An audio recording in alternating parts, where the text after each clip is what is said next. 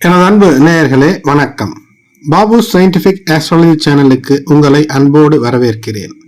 மகர ராசி அன்பர்களே, ராசி மகரம் லக்னம் மகரம் என்றாலும் அல்லது லக்னம் இதுவாக இருந்து ராசி மகரமாக இருந்தால் புதன் தரக்கூடிய அற்புதத்தை பற்றி இந்த பதிவிலே உங்களுக்கு நான் சுருக்கமாக சொல்ல இருக்கின்றேன்.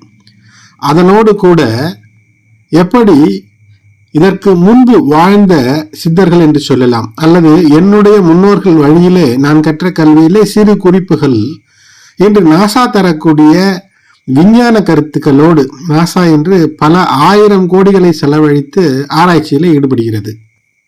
ஆனால் நம்முடைய நாட்டில இருக்கக்கூடிய கணக்குகளின் மூலமாக எப்படி ஒரு விஷயத்தை எளிமையாக நாம் கற்றுக்கொள்ள முடிகிறது, பலன் சொல்ல முடிகிறது என்பதை பற்றியும் சுருக்கமாக உங்களுக்கு இந்த பதிவிலே சொல்கின்றேன். இதுவரை சப்ஸ்கிரைப் செய்யாத நண்பர்கள் சப்ஸ்கிரைப் செய்து பெல் பட்டன் அழுத்தி தொடர்ந்து இணைந்திருக்க அன்போடு வேண்டுகின்றேன். புதன் வக்ரம் பெற்றிருக்கிறார். கிட்டத்தட்ட டிசம்பர் மாதம் 13 முதல் வக்ரம் பெற்றிருக்கக்கூடிய புதன் ஜனவரி மாதம் 1 அல்லது 2ஆம் தேதி, 1 அல்லது 2 என்று ஏன் சொல்கிறேன் என்றால் இருக்கக்கூடிய இடத்திலிருந்து பார்க்கும்போது சற்று நேர வித்தியாசங்கள் ஏற்படும். ஜனவரி புத்தாண்டு 2024 துவங்கும் போது அந்த நாள் வரை அவர் வக்கரம் பெற்றே இருப்பார்.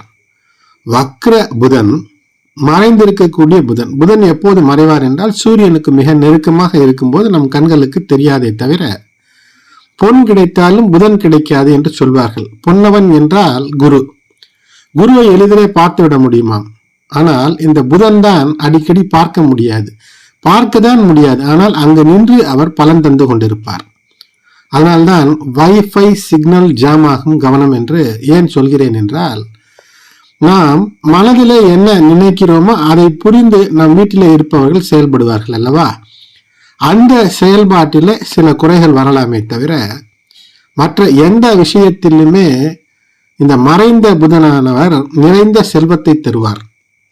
மாணவர்களுக்கு மறைந்த புதனானவர் நிறைந்த கல்வியை தருவார். வக்ரம் பெற்றிருக்கக்கூடிய புதனால் சொல்ல போனால் அக்கிரமமாக அதிகப்படியான அஷ்ட வசுக்கள் அஷ்ட லக்ஷ்மியுடைய அருளையும் தந்து விடுவார்.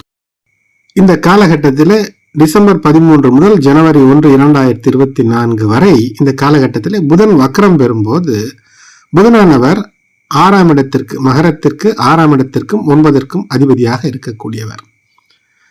அப்படிப்பட்டவர் உங்களுடைய கடன், நோய், வம்பு, வழக்கு, எதிரிகள், தந்தை வழியிலே வர வேண்டிய அனுகூலங்கள் இவற்றையெல்லாம் உங்களுக்கு தருவதற்கு மிகப்பெரிய அருளை செய்து விடுவார்.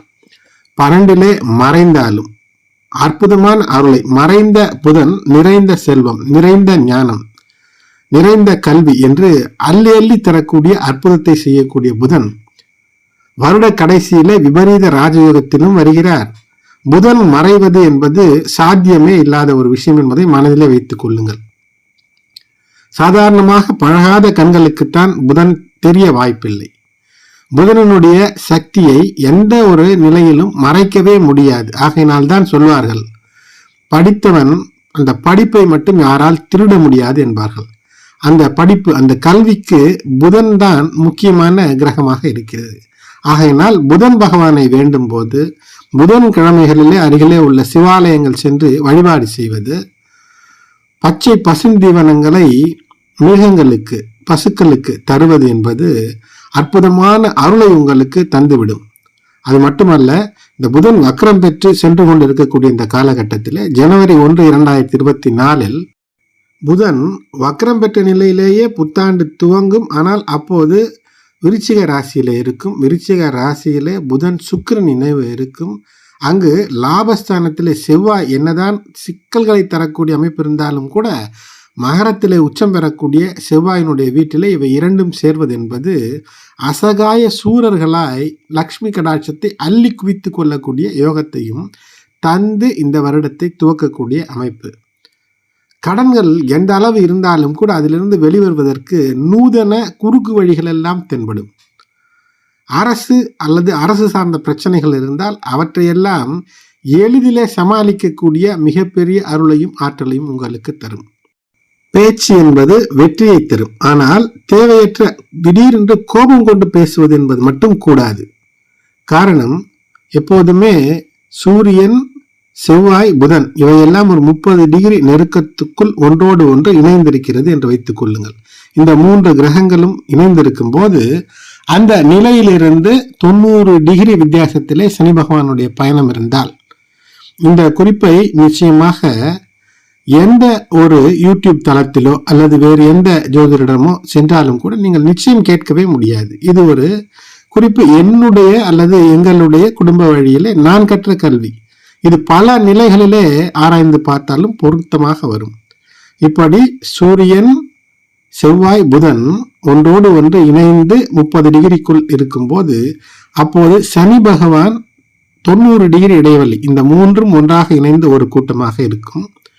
சனி பகவான் இங்கிருந்து 90 டிகிரி தொலைவில் இருக்கும்போது சூரிய புயல் ஒன்று வீசும். அந்த சூரிய புயல் ஒன்று வீசும்போது சற்று பூமியில் உள்ளவர்களுடைய மனநிலையிலே மாற்றம், அது நம்முடைய மூளையை சற்று பாதிக்கும். ஆகினால் சிந்தனை சக்தியிலே சில தடுமாற்றங்களை தந்துவிடும். சூரிய புயல் என்பதை இன்று நாசா வெளியிடுகிறது.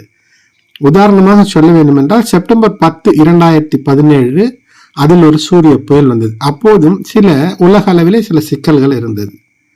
இப்போதும் உலக அளவிலே போர் இருக்கிறது, நீரினால் பல பிரச்சனைகள் இருக்கிறது.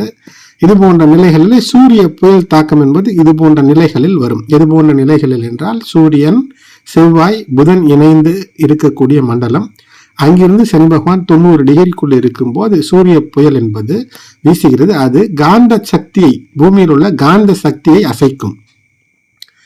அந்த பூமியில் உள்ள காந்த சக்தியை அசைக்கும் போது நம்முடைய சிந்தனை சக்தியிலே மாறுபாடு அல்லது கோபம் போன்ற ஒரு விஷயம். கோபம் என்பது நம்முடைய கோபம் என்பது நமக்கே நாம் தரக்கூடிய தண்டனை. ஆகையினால் யார் எப்படி உங்களை அசைத்து பார்க்க நினைத்தாலும் கூட கோபமே இல்லாமல் பொறுமையாக இருந்தால் வெற்றியை உங்கள் வசமாக நீங்கள் பெற்றுக்கொள்ள முடியும்.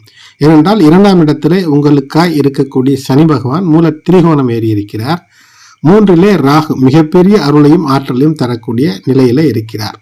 ஆனால் தேவையற்ற விஷயங்களிலே ஈடுபடுவது அல்லது சரும நோய் வரக்கூடிய தேவையற்ற பழக்கங்களிலோ உணவு பழக்கங்களிலோ அல்லது ஏதேனும் தேவையற்ற பழக்கங்களில் ஈடுபட்டு சரும நோய் வரவழைத்துக் கொள்வது என்பது ஒரு சிக்கலை தந்துவிடக்கூடியதாக இருக்கும். ஆகையினால் புதிதாக ஒரு சோப்பை ஆராய்ச்சி செய்கிறேன், அதை போட்டு பார்க்கிறேன் என்பதோ, புதிதாக ஒரு கிரீம், பெரும்பாலும் பெண்கள் எல்லாம் அழகு சாதன பொருட்கள் பயன்படுத்துவார்கள்.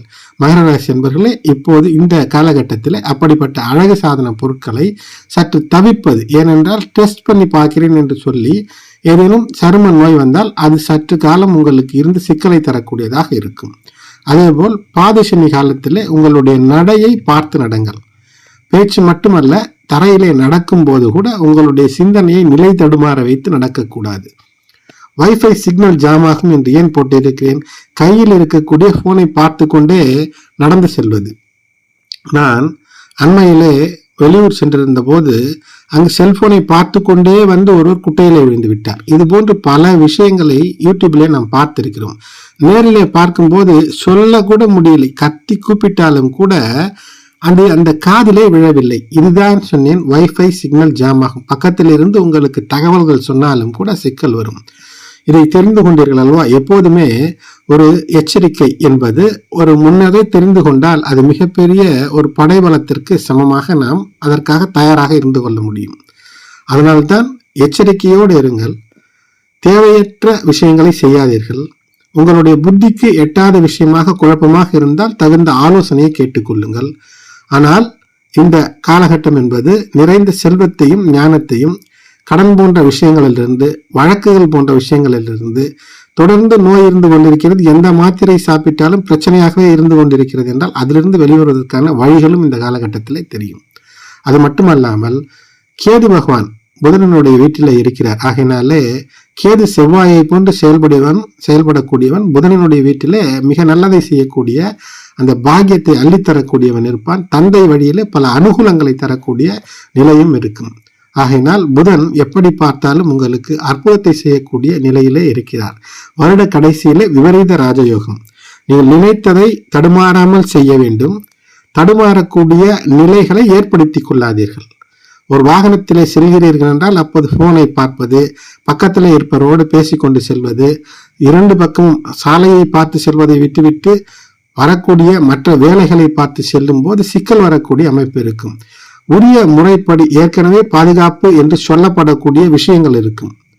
அப்படிப்பட்ட பாதுகாப்பு முறைகளை கையாளும் போது உங்களுடைய அறிவை ஏற்கனவே நடைமுறைப்படுத்தப்பட்டு பாதுகாப்பானது, பலன் தரக்கூடியது, அனுகூலமானது என்று சொல்லக்கூடிய விஷயங்களிலே மனதை வைத்து நீங்கள் செல்லும் போது வெற்றியை பெற்றுவிட முடியும். எளிதிலே வெற்றியை பெறலாம். எந்தவித தடையானாலும் அதிலிருந்து மீறி வரக்கூடிய ஒரு திடீர் அதிர்ஷ்ட நிலையை கிரகங்கள் கட்டமைக்கிறது. புதன் வக்ர நிலையிலே பாக்கியங்கள் கோடியை அள்ளித்தரக்கூடிய அமைப்பு.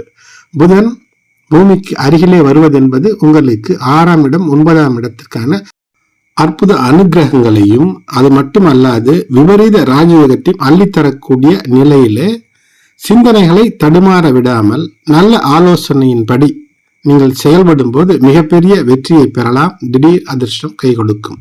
எனது அன்பு நேயர்களை இதுவரை சப்ஸ்கிரைப் செய்யாத நண்பர்கள் சப்ஸ்கிரைப் செய்யுங்கள், பெல் பட்டன் அழுத்துங்கள், தொடர்ந்து இணைந்திருங்கள். நன்றி.